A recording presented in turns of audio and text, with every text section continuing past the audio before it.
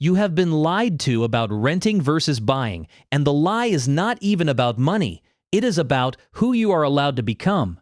Somewhere along the way, someone convinced you that a mortgage is a report card, that a landlord's check is a receipt for failure, and that until your name is on a deed, you are just camping in your own life.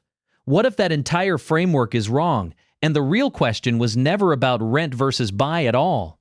Stick with this one, because underneath the spreadsheets and the amortization tables is something bigger than a housing decision. It is about how you think about risk, freedom, and what money is actually for. By the end, you are going to look at your own rent payment or your own mortgage statement completely differently. And you are going to understand why some of the wealthiest people you have never heard of choose to rent for decades on purpose, while some of the most financially fragile people you know are drowning under a house they were told to buy. Here is the first thing nobody puts on a whiteboard. A mortgage payment is not one number. It is at least 4 numbers wearing a trench coat. There is principal, there is interest, there is property tax, and there is insurance. And in a lot of the country, you can add a 5th, homeowners association dues that show up every single month like a subscription you forgot you signed up for. When you rent, your obligation is simple. You pay one number, and if something breaks, it is not your problem to fix. It is a phone call. When you own, the roof becomes your problem. The water heater becomes your problem. The dead tree leaning over the garage becomes your problem. On your dime, on your schedule, whether or not you had that money sitting around. Picture this. It is a Tuesday night, you are exhausted from work, and the pipe under your sink lets go. If you rent, you send a text to your landlord and you go back to watching television. If you own, you are on your hands and knees at 11 at night with a flashlight in your teeth, and by the weekend, you are writing a check for $800 you did not plan to spend. That is not a hypothetical for millions of homeowners, that is a Tuesday. But here is where it gets interesting, because the math on owning is not actually bad. It is just slower and lumpier than anyone tells you up front. When you make a mortgage payment, a slice of it builds equity, meaning a slice of that house is quietly becoming yours, dollar by dollar, almost like a forced savings account that happens to have a roof over it.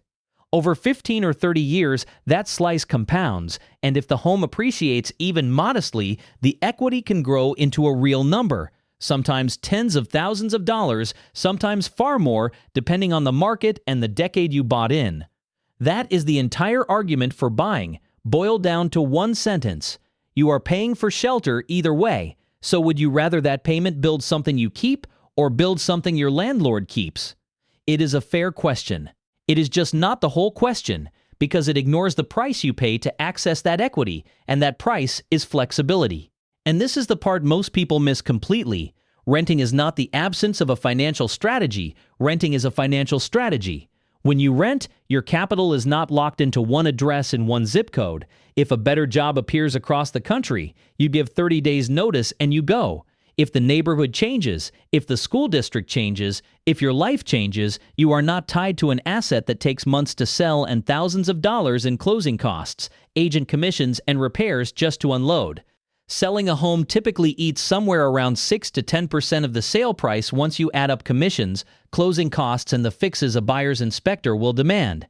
On a $300,000 home, that can be $20,000 or more, gone, just for the privilege of leaving. Renters do not pay an exit fee like that. Renters pay first, last, and a deposit, and they are out. Think about what that flexibility is actually worth. It is the freedom to take the job in another state that pays $40,000 more. It is the freedom to downsize the moment your kids move out instead of rattling around in 4 empty bedrooms you are still paying property tax on. It is the freedom to not be the person checking home values every night like it is a stock ticker, quietly panicking because the market dipped and your net worth is tied to a single illiquid asset sitting in one town. Renters get to treat their extra cash differently too. Instead of sinking a down payment, closing costs, and every repair bill into one house, a disciplined renter can take that same money and put it into a retirement account, an index fund, or a Roth IRA, spreading the risk across the entire economy instead of betting it all on one roof in one location. Over decades, invested consistently, that money can compound in ways that rival or beat home appreciation, especially once you remember that stocks do not need a new furnace. Here is where most videos on this topic completely lose the plot, because they turn it into a religious argument. Buying is responsible and renting is throwing money away, or renting is smart and buying is a trap for suckers. Both of those are lazy. The real answer, the one nobody wants to say because it does not make a good headline, is that the correct choice depends entirely on your timeline and your temperament, and those two things matter more than any spreadsheet. Let's talk about timeline first, because it is the most concrete lever you actually control. Buying a home comes loaded with upfront costs, the down payment, the closing costs, the inspection, the immediate repairs every fixer always seems to need. Those costs only make sense if you stay long enough to let equity and appreciation absorb them.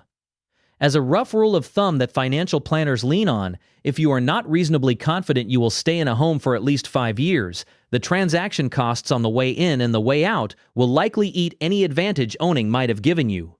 Buy a house and move in 2 years because a relationship ends or a job falls through, and you can genuinely lose money on a home that technically went up in value, because the fees ate the gain. Rent for 2 years while your life is uncertain, and the only thing at risk is the deposit. And then there is temperament, which nobody puts in the financial calculators, and this is the part that actually decides most people's outcomes far more than interest rates do. Some people sleep better knowing their housing payment is locked for 30 years and their front door is legally theirs, storm or no storm. That peace of mind is worth something real, even if you cannot put it on a balance sheet. Other people feel trapped the second they sign a 30-year obligation, and that anxiety bleeds into every decision they make afterward, from the job they are afraid to leave to the vacation they cannot justify because there is always another repair bill waiting.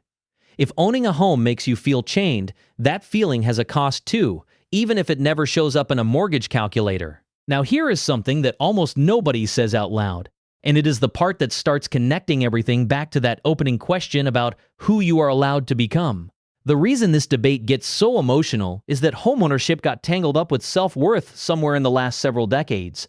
Buying a house became the finish line of adulthood, the thing you were supposed to want, the milestone that made your parents finally relax. So when someone chooses to keep renting, even for smart, deliberate reasons, they often feel like they are behind, like they are still waiting to become a real adult, even while they are quietly investing the difference and building a portfolio that could outperform a house.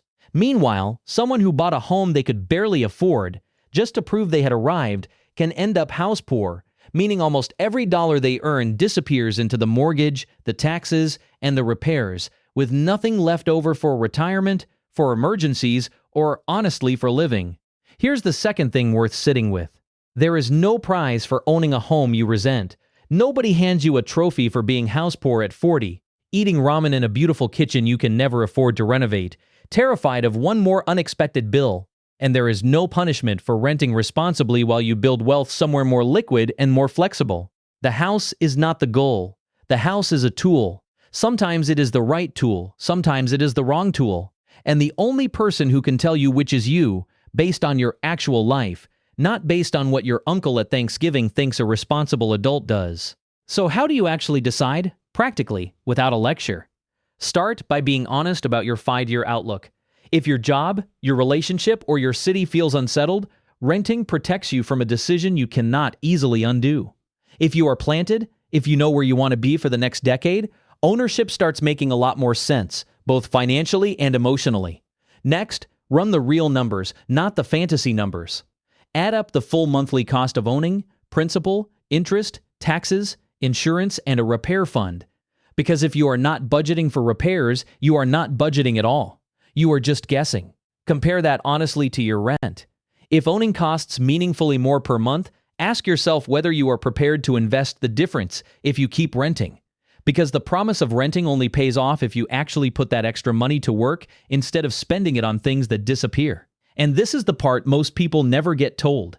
Buying and renting are not actually opposites. They are just two different vehicles moving toward the same destination, which is financial security and the freedom to live life on your own terms. A house can get you there through forced savings and long-term appreciation. A disciplined renter can get there through invested cash and flexibility. What actually derails people is not choosing the wrong one of these two paths. It is choosing either path without a plan, buying a house with no repair fund and no cushion, or renting for 20 years while spending every spare dollar instead of investing it. The vehicle matters far less than whether you are actually driving it somewhere. Think about two people who both make the same income. One buys a home the moment she can technically qualify for the mortgage, stretching every dollar to hit the down payment, leaving nothing left over for the inevitable repairs. The other keeps renting, but treats that decision seriously, automatically moving a set amount into a retirement account every single month, the same way a mortgage payment would automatically come due.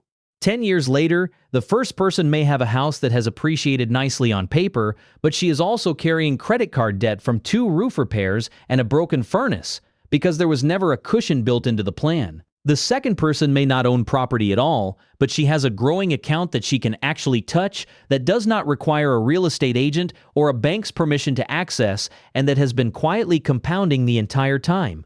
Neither of them made the wrong decision by picking rent or buy. One of them made the mistake of skipping the plan. That is the distinction that gets lost every single time this topic turns into a shouting match online, because arguing about which asset class wins is a lot more entertaining than admitting the boring truth, which is that consistency beats the category almost every time. This also explains why two people can look at the exact same set of numbers, the exact same interest rate, the exact same rent price down the street, and walk away with completely different, completely correct answers. Money is not just math, it is math filtered through a life, through a job that might relocate, through a marriage that might grow or might not survive, through a body that might need to be near family sooner than expected. A financial calculator cannot see any of that, but you can, and that is exactly why the decision has to run through you, not through a headline that promises rent is always a waste or buying is always the smart move. Which brings us back to that opening question, the one about who you are allowed to become. The truth nobody tells you is that a deed does not make you an adult, and a lease does not make you a failure.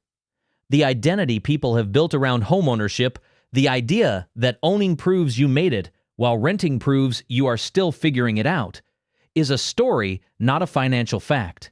Some of the most financially secure people you will ever meet rent by choice for years, even decades, because they understand that liquidity, flexibility, and diversified investing can build wealth just as powerfully as a mortgage, sometimes more powerfully, depending on the market and the decade. And some of the most stressed, cash-strapped people you know own a home because they bought the identity instead of doing the math. And now, the house owns them right back, one repair bill at a time. That is the aha moment underneath all of this. The real asset was never the house, and it was never the lease either. The real asset is the decision-making process itself, staying honest about your timeline, staying honest about your temperament, and refusing to let a cultural script about what adults are supposed to do talk you into a 30-year commitment you are not ready for, or scare you out of one you actually want. Renting and buying are not a test of your worth. They are two different tools sitting on the same table, and your job is simply to pick up the one that fits your hand right now. Put it down when it stops fitting, and keep building, one deliberate choice at a time, toward a life where money works for you instead of the other way around. If this changed how you think about your own next housing decision, do everyone a favor and hit like on this video, and subscribe for more of this kind of money psychology breakdown.